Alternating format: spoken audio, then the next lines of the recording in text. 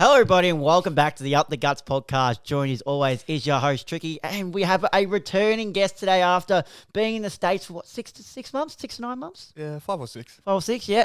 It is Harry Spierings after his debut for the NBA2K League. How are you, mate? Yeah, good, mate. Pleasure to be back. I got the tongue twist between NBA2K League and the NBL Oz Gaming is what I was trying to say. That's the one. Bit of a tongue twister, but yeah, obviously you're back here. You were saying before, not great to come back to the weather you've come back to. Yeah, it was 30 plus degrees every day. Now I've come back to rainy and 10, so it's not great, but somewhere around the corner. I'd say you're living the dream, mate. Like, let's be real. You're up here in Melbourne where you get 4 seasons in one day. Exactly right. On the Up the Guts podcast, don't have that over in the States. No, so. you don't. You really don't. But obviously, we talked to you before you went over there. Let's talk about the lead up to it. Obviously, you flew over. What time? How long was the flight? First of all, obviously to lovely Washington DC. When nothing goes wrong, the flight's 20, 21 hours, I think. It's like 16. Do you have to just catch the one line? No. So the first one's about 16 hours, I think. It's from Melbourne to San Francisco, and then I go from there to DC, which is like 5 or 6. Nothing crazy. But the first one's a killer. It's bad. Yeah. Never again. But I'll probably have to do it again. And when you got over there, what was the feeling like when you first touched down? Was it surreal or? No, I'd never travelled internationally, so I was kind of just worried about not getting lost, to be honest. So yeah. there was no like, damn, I made it. It was kind of me just trying to get through the airport, not get stuck in customs, just get through it all. As long as you didn't have the naughty stuff on you, mate. No naughty stuff. No naughty stuff. I'm a good boy. And had you met the your other teammates prior to this? Just online or yeah, just online, not in person. So how were you embraced when you went over there? Was it everything you seemed, or was it a bit different at the same time? Well, I got there a bit late, like about Standard. half a month or a month. Harry being late, who would have thought? Half a month or a month after like practice started and stuff, but still before the season. But they were waiting a little bit, so yeah, they were happy to see me, I guess. So it was good. Yep, and obviously going over there, how much? It was first. You didn't do. It was the 3v3 first, wasn't it? Yep. So how was it actually? Obviously, you're there as a team. It's great. You pretty much got a free holiday. Let's be real. What?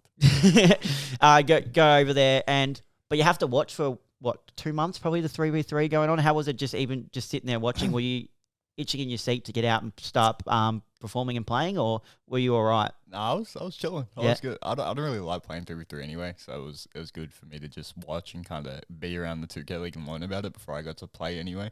So just sitting there in the room, and when we made stage and threes as well, just like learning how it all works and what the environment's like was good as preparation for when I played in 5v5. So I enjoyed it actually. It was good. What is it you don't like about the 3v3? Is it because no, it's not half court, but it's just first to 21, isn't it? Yeah, first to 21, not a long game. Like whoever gives up the first 3 basically loses. I don't know. 5v5 just has a lot more thought to it and it's a lot more strategic. Threes, there's a lot of court. I'm not really that good at it either. So I don't know. Is what it is. And obviously we're talking about the new games coming out. Are you excited for that one to come out? I told you off camera, mate. Very excited. Looks good. The news coming out. Looks great. And then talk us through, you went over there and then the whole media day. You wouldn't have experienced something like that before, really. But so what was that whole experience like? Yeah, it was a little crazy. It was kind of like school photos, but juiced up a bit. So they made me do all these poses, different headsets on, different controllers. I took a couple of videos for like video packages and stuff like that. The full setup, green screens, white screens. Yep. Professional photography. I think we got someone from one of the professional soccer teams to do our media day as well. Yep. So it was pretty cool. I liked it. How long so obviously you took some photos, you took some footage. How long do you reckon that whole media day took? Or was it a whole day thing, like a 6 to 8 hours? No, it was pretty short. A couple hours, 2, 3. It didn't take too long. I can't really. It was a long time ago now, to be honest. Yeah, I know. No, not crazy. It was fun, so it definitely didn't take 6 hours because I wouldn't have enjoyed it if it did. And obviously, when they took it, and then you watched back what they actually put together, were you sitting there going, "Wow, that's me"? Or no. So after media day, we were all waiting for the stuff, and then we got a message that the file was corrupted. We lost half our footage, so we were a bit nervous about what would come out, but I think they might have got it back or something. And it was cool to see it like just get posted on social media or before the games and stuff like that. Like, I don't know, it's pretty cool just to see yourself in like a professional video package for a team. And For people that don't know much about like the esports environment, explain to them what the esports environments like NBA 2K League like considered as a sport, if that makes sense. What do you mean? So like some people wouldn't probably see that as a sport in such a thing. Yeah. Explain to them that it's not much different. Like in the environment, you still go through, like what type of stuff do you go through? Like any other professional athlete would go through.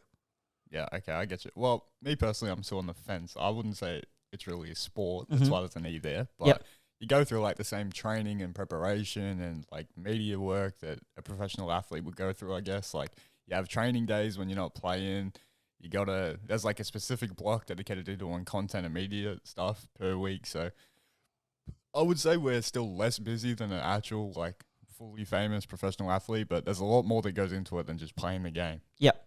And I saw a photo of you they tweeted out and put on the NBA 2K League. No. It was about you watching post-game footage. How often would you be doing that? How many hours would you put into work of watching it? And what would you be specifically looking out for? To be honest, that photo was a lie. It was game day, and I was just chilling in my practice room. I was watching a little bit of clips from the day before, but it was game day. I wasn't on my own time. They were just, I don't know, we were in a lunch break, and I stayed behind a couple minutes, and they took the photo. But we do, like, watching film is part of the process. Mm-hmm. What do you, you played point guard? I played point guard, Well, what were you specifically looking for?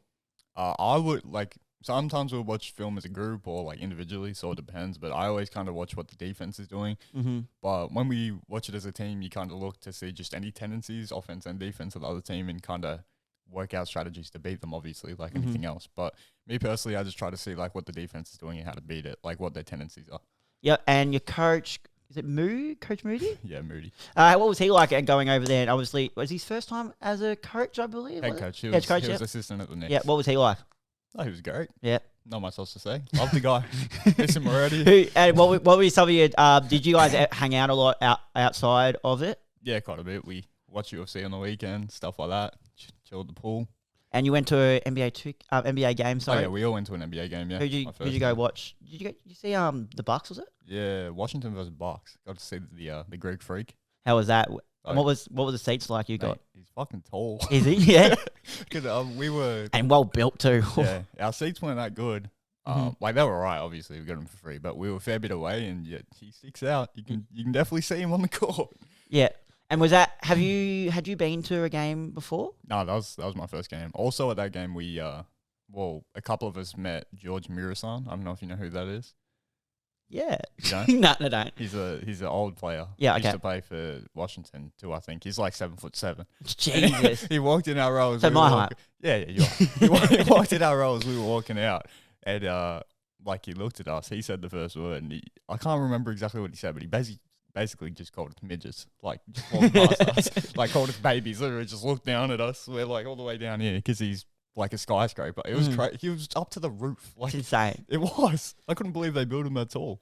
And describe the different type of feeling and atmosphere it was at an NBA game compared to like going to your beloved Richmond game at an MCG. What was the difference you found? Or was there much? I'd say an AFL game has a better atmosphere, but it was just like a regular season game at the end of the year. Washington had nothing to play for. They were playing their bench half the game. So I wouldn't really compare that to a Richmond game because there's normally more to play for and more people in the crowd as well. But was there anything different that they do? Because don't they do a bit more like halftime like show and activities? What type of stuff did that they do while you're over? They do way more pre-game and halftime stuff. Just lights going everywhere. They involve the crowd. I think the only thing the AFL does is that little beat the Jeep thing at halftime, which isn't. It's cool, but it's not much. But yeah, they do a lot more of the theatrics than the AFL does. Do you think that's because too, like, let's take the MCG an example.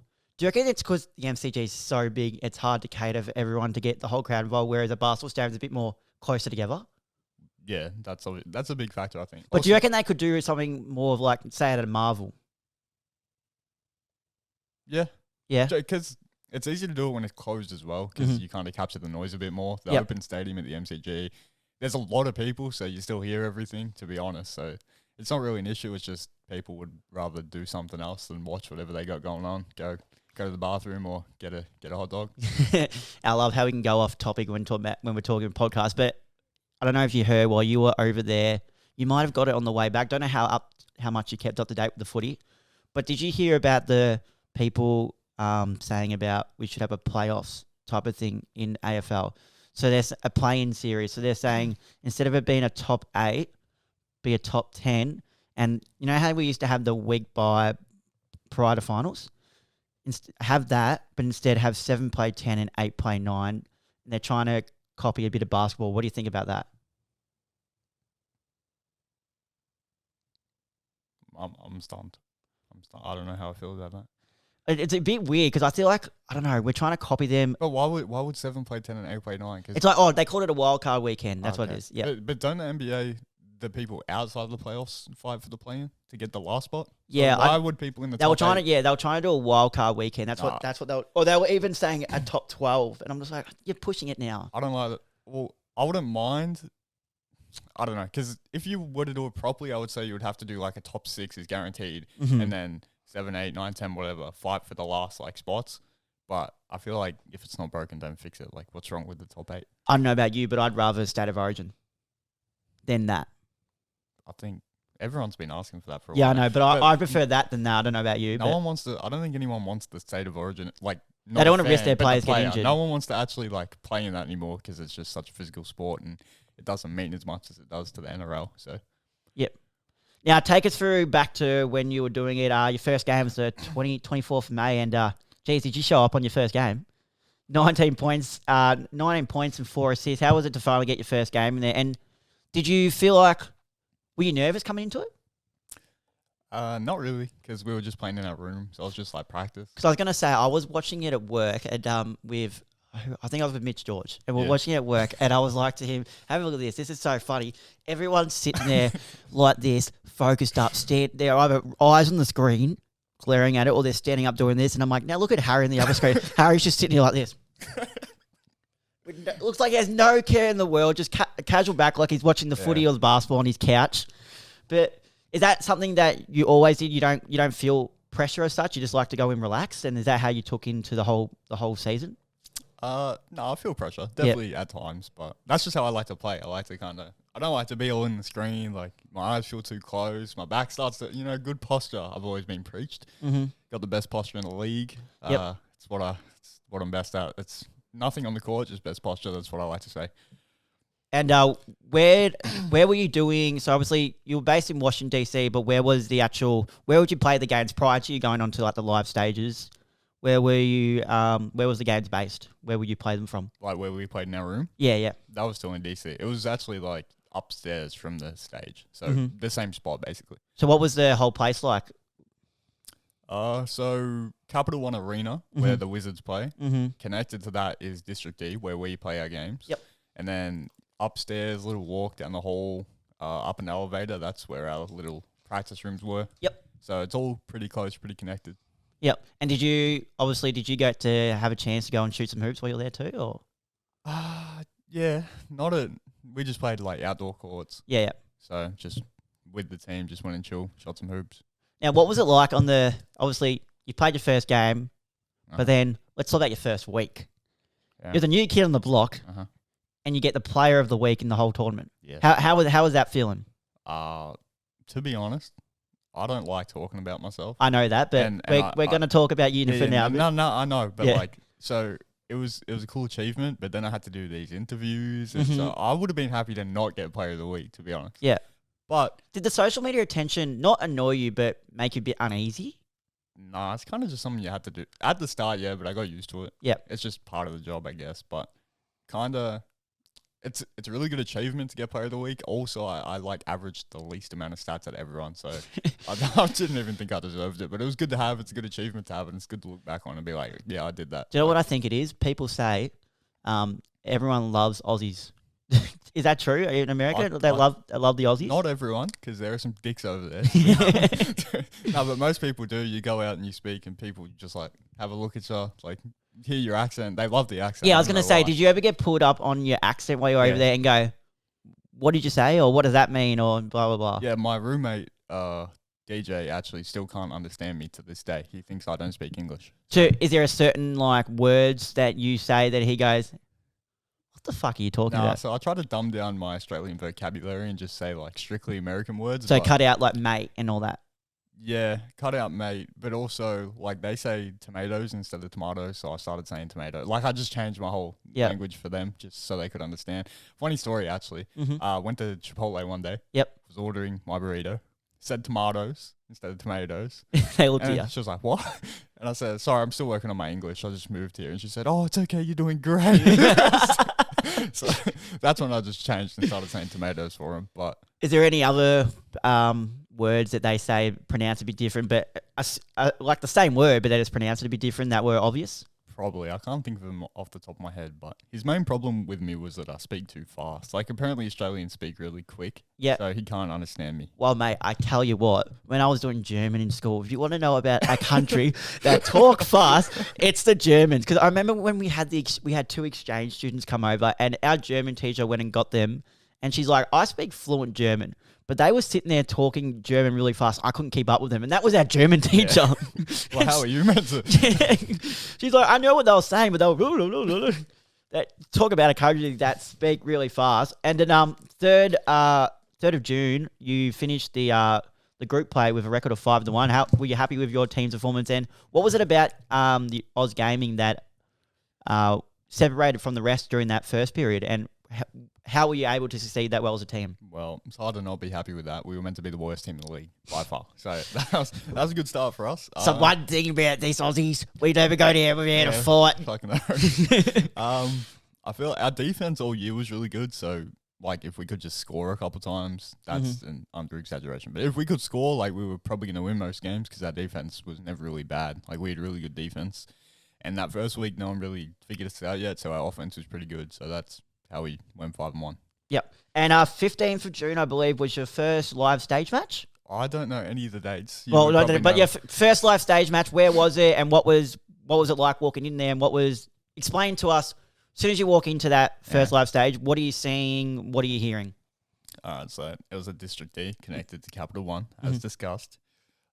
We start in our room at the start, play a couple scrimmages, whatever, watch some film. Then we have to go down the elevator, walk up the stairs, go down the escalator. Then we're at District D, get the bags checked, walking in there. It's but then you have to be there about 30 minutes before the game starts. So you kind of just stand around doing absolutely nothing. Like, I don't even know what to think about. I've got my music in, just walking around doing laps. What are we listening to? Did you have a go-to while you were over there, or even a go-to artist? Nah, just chuck one on my playlist. I got like 6 playlists, so whichever mood I'm feeling, just chuck her on, put her on shuffle. Yep. Got like 40 minutes to kill. Just start walking up and down the place. Were you able to keep up to date? Because I know you love your music too. Were you able to keep up to date with music while you were over there, or not really? A little bit. Like they did, and then I just copied their songs. Did you catch on to Metro Boomin and all that? No. The album? Oh, you've listened to Travis Scott's new one though, yeah? Utopia? Nope. I was busy. You go, when you get home, go and listen to it's actually really good. And Drake's dropping one in about a week or two. When was the last time Drake dropped an album? Was it honestly? No. Last year, Her Loss with 21 Savage. That's right. Yeah. But yeah, obviously, yeah, so you go over there, then you sit there, and then was there, obviously this was recorded and that too, so how many cameras are we talking in, and the lights, and how bright were they? Like, how serious was it? Mate, the lights are fucking bright. I'm going blind, I can't see shit. You're talking about these lights, but compared to them over there, it's just like, what are you doing, mate? This is dark. Yeah, nah, so they got... Each little setup has its own like PlayStation, PC, monitor, whatever. Then they have like a proper camera setup for each like player's spot as a webcam. Yep. And you got the big camera walking around because the stage is in a circle. So the big guys are walking around with his proper big like TV camera, whatever you call them things. Yep. And then you've got the commentators with their own proper like cameras like we have, using them as webcams and stuff. And then you got another person with another camera following around to do like roaming interviews, the roaming Brian of the USA. So it's full setup. And speaking of like TV cameras, did you happen to see TJ's again doing Harry taking the NBA2K League by storm? Did you end up seeing him do it again? Because we talked about him. Remember, we talked about him last time when you were on here with Connor. But and he's like explaining it. And then he turns around to, is it Peter Hitchner? I think it is. And he turns around and goes, I'll explain that to you when I fully understand what I just said. It's just like, what? Yeah, I caught a little bit of the new one, but I don't like watching that stuff. But Oh, yeah. but it was just, and then, obviously, August is when the playoffs begin. How was it to get into the playoffs? It was huge to get into the playoffs. Again, we were meant to be the worst team, not make any of the... So we made stage in every single tournament, Yeah. by the way, which is... Were you guys the only team to do it? Yeah, I thought so. Yeah, I'm pretty sure we were by the end. But so the way the 2K League works is each player gets paid a salary, but making stage, you get paid prize money. Each round after that you get a little bit more prize money. So we made stage every time, but pretty much every time we lost. So we didn't make much extra. And everyone was saying, like, don't worry about NBLOs. They make stage, but they can't win, blah, blah, blah. So to make the big playoffs where, like, the most money is, and that's kind of the big thing that you have to make, was huge for us. Because, again, we were meant to be the worst team and just lose every game. And going into game one, what were you? Did you feel a bit more like, not stressed, but like, no, something was a bit more on the line, so you had to show up a bit more than you would prior to the playoffs? Yeah, there's always a bit of that for sure. But I don't know. So we made stage every time, but part of that was 3v3. And then I'd only played on stage 2 times myself in 5v5. And we hadn't won on stage yet because I don't know. But so I hadn't had much experience yet. So to get that experience through the playoffs, kind of making a deep run, was huge. And I got more comfortable as the playoffs went on. Now, take me through. I don't know the exact names, but I believe it was either, I think it's game 2 or it's the semi-finals. Is it Jaden or DJ that had the controversial with the other team because he was cut from the other team? Oh, that was against the Nets. I can't remember which. It was either game 2 or semis. I can't remember which one it was. I think that was the first one. Maybe it was game 1. We played the Nets, then the Hornets. Yes. Then we played the Knicks. Then the Warriors. Was it just blown up a bit more than it was, like to make a storyline, or was there a little bit of tension still there? No, there's tension. Yeah, there is. Yeah, between Jaden and the Nets, definitely there was tension there for sure. So he was on there last year? Yeah. And then they cut him. Yep. Because they didn't think him, I think. And then they didn't think it was good enough. And then he was probably one of your better players, yeah? Yeah, he was good for us. But it wasn't... Look, I don't know all the ins and outs of the situation, but it's not really that he has beef with the Nets. It's just a particular person on the Nets. Yeah. So that's the whole thing. It made a good story, though, watching it. And I was sitting there use going, oh, here we go. They use it every time. Every time we play the Nets. Beef game. And then semi-finals and the finals. Obviously, it was your first season for the NBL Oz Gaming. How was it to get to the finals and even come runners-up? And if you had not if you had your time again, but do you think you possibly could have won it, or were you just outplayed on the day? Well, to be honest, I had a stinker in the finals. But it was cool to get there. Big occasion. Like lots of people watching. Harry crumbling under pressure. You would have thought got a cold in a cricket grand final. What are you talking about? Laying in bed while their teams played a graddy. No, they're one of the greatest 2K League teams ever assembled. Yeah. So, I mean, if we would probably do a little bit better if we had our time again, but they got their momentum going at the right time of the season, and it was going to be pretty hard for any team to stop them. I'm not going to lie. They're a great team. But you're going to go back and get them next season? Yeah, we'll see. Now, one of the big achievements was for you. I know you don't like talking about yourself, but this was put out as well.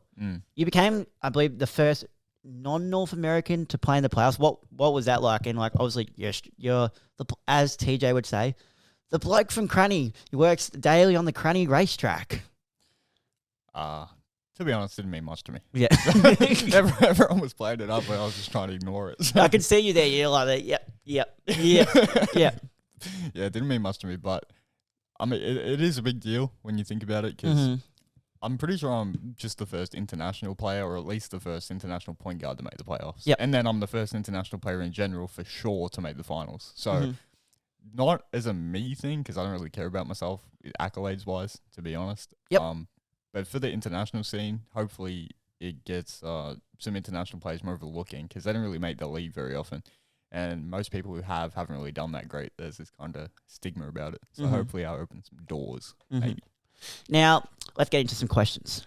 From My favourite. First one is got 2 from Will Dis. First one he wants to ask is what build your 2K player is? I haven't played on the retail version in a while, but I think it's playmaking playmaking shot creator, I think. Yeah. Then he said, it says ask him how he got there. So I'm assuming how you got to be able to do NBL Oz gaming. I'm assuming. Okay, so I play competitive pro-am in like Australian tournaments that you have to pay to enter. And then that's kind of stuff like that is where you get recognized the most. So from there, I just slowly improved and then got invited to what is called an APAC Invitational. There's one a year where the best players get invited to play. In 2021, I would say. Yeah, it was 2021. I won the tournament and won MVP. And that's kind of where I got the most notice from in the first place. And then they hosted an Australian Invitational this year, the NBL, when they created their team. And then I won that and won MVP of that. And the MVP of that tournament got drafted. Yeah. So it's been a few years. Putting in some work, but... And... I don't like that. One from Corey just down there. Oh, yeah. All he's put is, let's talk money. So, without saying it, let's put it this way. Yeah. How much was up for grabs for the winner of the whole 5-on-5? How much was it? Do you know? Was it 150? Like, no, the whole like prize pot was over $1 million. Yep. I don't know if it was 1.5 or 2. I actually don't know the number, but it's a lot of money. Because all I got from him was he replied to the story and he goes, "Is he back? Is he back now?" I'm like, "Yeah." He goes, "Is he rich now?" That's all he got. Then he goes, "Let's talk money." And then the last one, I sent it to you last night. Yeah. I forgot, but yeah. Was it on Up the Guts or my? I think it's on Up the Guts. Yeah. Mark Paxton. Oh, so obviously he was on yes. last week, a couple episodes ago. Make sure you go run that episode up, episode 89 Mark, if you want to know about coaching basketball or traveling around Europe, doing well on TikTok as well. But he set out a challenge for you. He did. For some content. He goes, "I'll put $150 on the line if Harry can beat me in a game of 2K. He'll donate to any charity of his choosing with the 150. And then he goes, we can record the whole thing and get content for YouTube, etc. Is he up for it? Question mark. Now, here's the response. Look, mate, if you wanted to donate $150 to charity, I don't know why I didn't just do it in his spare time. Just tell me when and we can do it. And then obviously now you're back in. What's everyday life look like now? You're just resting, I'm assuming, at this point, getting back in. Did you get jet lagged when you came back or not? Yeah, I still got a bit of jet lag. My sleep's a bit all over the place, but I'm playing in the ANZPL already. We're in the playoffs right now. So I landed it and playing already. So, not much of a break for me. And so you're still just streaming. Are you back at the racetrack or not? I haven't been. They've asked me a couple of times, kind of just put an excuse out there, to be honest. Make sure I'll ring up Channel 9 the first day you're there, get TJ down there, get some footage. Get some footage down. Fuck, what else did you say? I forgot. Racetrack, everyday life now. Yeah, I think I answered that. And obviously, Tigers. Have you been keeping? Don't want to talk. No, but don't want to. Was it a bit of a? Did you get the news straight away when Hardwick quit? Yeah. Are you annoyed that it's not confirmed, but let's face it, he signed 5 years at Gold Coast. Mm-hmm. Does that annoy you? No. So I know some people would annoy, some people wouldn't. Would it annoy you though if he goes and then Dusty follows him? No. You're not. Because some people are different. Do you know what I mean? Well, I see it. They both, even without that. Okay, Dimmer gave us a good run, and we were playing pretty average. So it's like his time was probably going to be up anyway. So I don't blame him for just like doing him whatever. He gave us premiership. So did Dusty, to be fair. So if we're going to be in a rebuild, I don't really care what they do. They can do whatever they want. Yep. But is it? Do you find it weird that he said, "I'm tired and had enough of coaching," but then a month later, it's already looking at another job? No. He travelled a bit, did what he had to do. Mm-hmm. Like, I mean, if I'm say the racetrack, mate, if I'm working there every day, I'm tired, and I'm sick of the racetrack. It only takes me about a day, and I'm good to go. Like, he could be tired months, he's back in it. Yeah, and he also, like, to be fair, he needed an excuse. And that was his excuse. And I don't blame him. Like, what else was he going to say? And how did you think, obviously you didn't like the season today. How did you think your new recruits went? Obviously there was a big talks about him. I thought Torano's been good. Yeah. Hopper's been a bit. I didn't get to watch too much because half the games were at 5:30 in the morning. Yeah. And I wasn't waking up for those. Yeah. But the games that were at like 11 at night or 1:30, I tried to stay up for. But I don't know. I didn't catch too much of the season. I think I've watched 5 or 6 games. Torino looked like he's getting busy. Like, gets a lot of touches, clearances. Didn't even see much of Hopper, to be honest. Yeah, no, he's been a bit disappointing. And then we had a few injuries through the season, like when I wasn't even watching. So I don't even know Lynch. I don't even know who's been playing. Tom Lynch all year, for the pretty most much. part. But I've watched since I've been back, and it's not good. So. It's not good. It's not good. It's not good. Oh, so obviously, I'm pretty sure. I think mathematically you can still play finals. Probably, but need a miracle. You need a miracle. Who were some of the? Obviously, you mentioned Liam Baker, but is there any other players that people from Richmond should be looking out for from the younger? Liam Baker is just the greatest AFL footballer. Is he next captain? To ever grace the grass. Is he next captain? I've heard rumours about that. I mean, I don't know. He has the personality for it, I'd say. He's gone. There's this other young guy, James Josias, I believe. Never heard of him.